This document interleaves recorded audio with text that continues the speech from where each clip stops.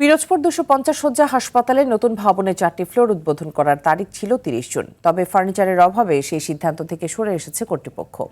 আর এমন অযৌক্তিক সিদ্ধান্তের প্রতি তীব্র ক্ষোভ জানিয়েছে সেবা প্রত্যাশীরা। তাদের অভিযোগ, ব্যক্তি স্বার্থে নামমাত্র কারণ দেখিয়ে চিকিৎসা সেবা থেকে বঞ্চিত করা হচ্ছে সাধারণ রোগীদের। পিরোজপুর থেকে শেখ রিয়াজ আহমেদের নাহিদের পাঠানো তথ্যচিত্রে আরও জানাচ্ছেন আব্দুল হামিদ। দীর্ঘ প্রতীক্ষার পর পিরোজপুরের 100 শয্যার হাসপাতালকে 250 শয্যায় রূপান্তর করে 2024 সালে আধুনিক 9তলা ভবন নির্মাণের কাজ সম্পন্ন হয়। তবে বিদ্যুৎ আর লিফট সুবিধা না থাকায় এতদিন চালু করা হয়নি। অপেক্ষার অবসান ঘটিয়ে চলতি বছরের 30 জুন লিফট ছাড়াই 4টি ফ্লোরে চিকিৎসা সেবা চালুর সিদ্ধান্ত নিলেও শেষ মুহূর্তে ফার্নিচারের অভাবকে কারণ দেখিয়ে সেই সিদ্ধান্ত থেকে সরে আসে কর্তৃপক্ষ।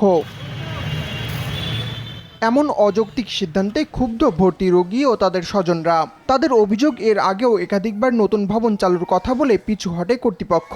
শুনতে পাই যে খুব দ্রুত সময়ের মধ্যে 250 বেডটি অ্যাকচুয়ালি চালু করা হবে, কিন্তু আমরা সে প্রতিফলন দেখছি না। নানান উচিলে এটি তারিখ পিছিয়ে যাচ্ছে।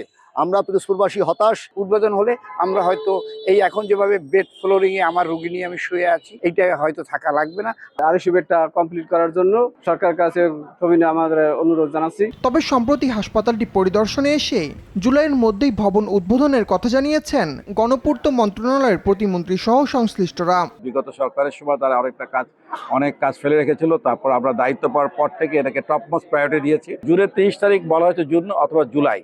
তো ইনশাল্লাহ মনে হয় আমরা আগামী মাসেই ফার্নিচারগুলি চলে আসলে আপাতত 3টা ফ্লোর আবার চালু করব। হাসপাতালটি চালু হলে আশপাশের প্রায় 20 লাখ মানুষ পাবে আধুনিক স্বাস্থ্যসেবা, বাড়বে চিকিৎসার মান, কমবে ভোগান্তি। তাই টালবাহানা না করে দ্রুত হাসপাতালটি চালুর দাবি পিরোজপুরবাসীর। আব্দুল হামিদ, RTV।